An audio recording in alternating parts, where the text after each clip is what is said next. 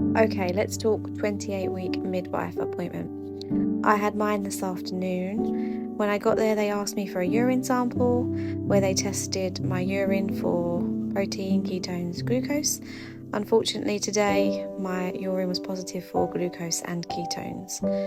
Not ideal, but not the worst. If you have this twice during your pregnancy, then they make an urgent referral, but once is okay.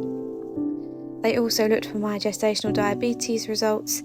They were inconclusive, so I have to now do a finger prick test every day where I check my blood sugar levels for 6 days. If I fail this test, I then have to do that every day and go on a special diet, I think. I'm not really clued up on gestational diabetes, so if you've got any experience of it or any advice, please message me or let me know in the comments what your experience of it is. Should I be worried or more worried than I am? I'm not sure. I've just got a real glimpse of myself and I apologise for these tired eyes. We've hit the 3rd trimester this week and the fatigue is real. I'm really struggling with tiredness already. Another 12 weeks to go. Another 8 weeks at work. Let's see if we can do this. Anyway, so they tested for that. Then this is the first time they measured my bump. They measured my bump. It was 27 centimetres.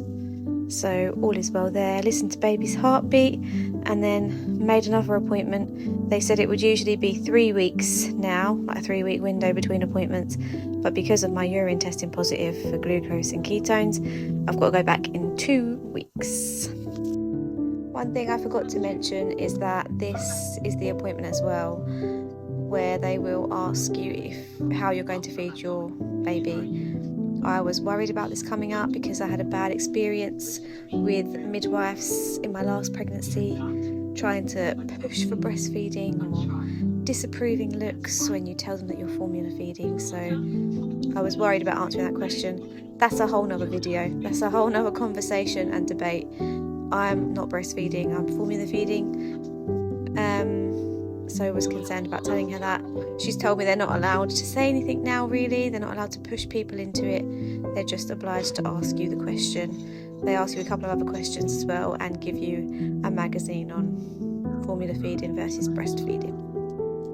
So it was a much more pleasant experience than my last experience with midwives asking about breastfeeding or formula feeding. And I hope when you go for your appointment that yours is a positive experience as well.